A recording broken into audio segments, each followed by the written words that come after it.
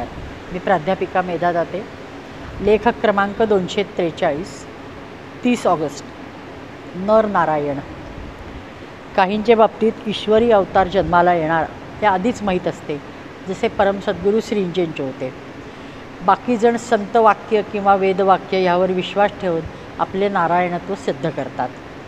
आप्पा म्हणजे प्राचार्य अनंतराव आठवले किंवा वरदानंद भारते. ते दासगणू महाराजांचे मानसपुत्र होते. संत तुकोबा म्हणतात, झडझडोनी होई वेगळा. हीच खुणगाट आप्पांनी स्वमनाशी घातली आणि हाच सर्वोत्तम शिवसंकल्प होय. आप्पांनी सर्व बाकीचे नियोजनबद्ध पद्धतीने काम केले.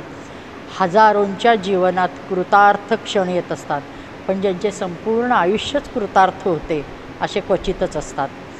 कारण जीवाशिवाची गाठ घालत त्यात लीन होणे कोटी लोकात एखाद्यालाच जमते. ते ज्यांना जमले, आप्पांना जमले. भारतीय संस्कृतीने सांगितलेले 4 आश्रम स्वीकारून प्रत्येक वेळी त्या त्या आश्रमातली कर्तव्ये पार पाडून वयाच्या 82व्या वर्षी आप्पा ब्रह्मलीन झाले. स्वामी वरदानंद भारती ब्रह्मचर्यात सूर्यनमस्कार घालणे, पोहणे, जोर बैठका काढणे, शारीरिक व्यायामाशिवाय प्रचंड पाठांतर केलं. मनाचे श्लोक, गीता, विष्णू सहस्त्रनाम, मोरोपंतांचे केकावली, सावरकरांचे कमलाकाव्य, असंख्य गोष्टी आप्पांच्या पाठ होत्या. दासगणूंना म्हणजे दादा म्हणत. एकदा मिरजेचे राजे तात्यासाहेब पटवर्धन दादांकडे आले आणि ते म्हणाले, तुलसीदासांनी जसं रामायण लिहिलं आहे चौपाईवर, तसं कृष्णकथा चौपाईवर करायचे. दादा तुम्हीच करू शकता. मग दादांनी ठीक आहे म्हणाले आणि मग आप्पांना सांगितलं, आप्पा ते कृष्णकथा करायची आहे आणि ती चौपाईवर.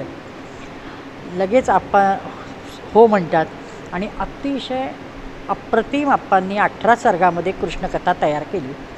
राजे म्हणाले की अरे, मी कृष्णकथा मागितली आणि अनंताने मला अमृतच दिलं आहे. इतकं त्याचं गोडवे गायले जातात. खूप खूप सुंदर आहे कथा. एकदा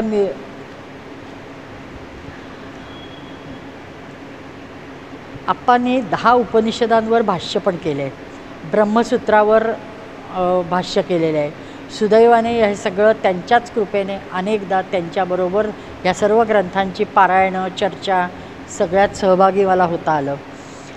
गीता, मनोबोधावर पुस्तकं लिहिली. मनाच्या भावविभोर अवस्थेत त्यांनी संत, इष्टदैवते यांच्यावर अनेक स्तोत्र रचली आहेत. ती सर्व भावार्चना पुस्तकात प्रकाशित झाली आहेत.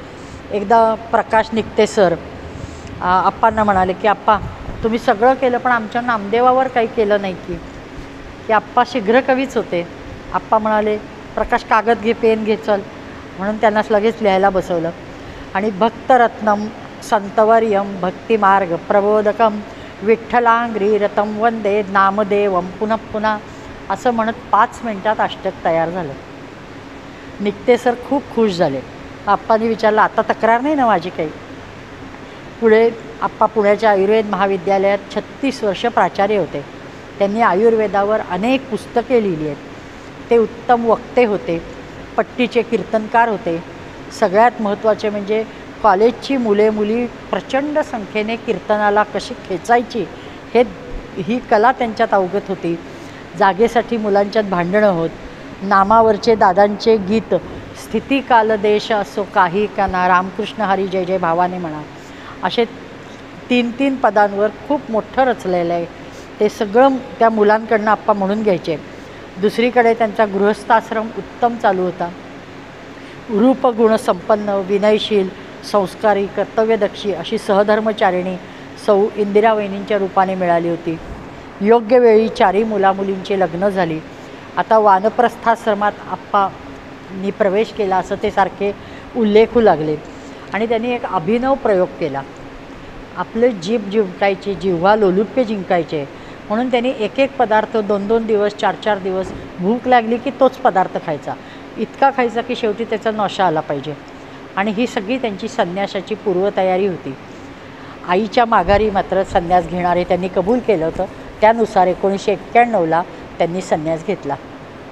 आम्ही महाराष्ट्रातनं जवळजवळ 300-400 लोक ह्या कार्यक्रमाला उत्तर काशीला हिमालयात गेलो होतो. आदल्या दिवशी आप्पांनी शेवटचे काल्याचे कीर्तन केले.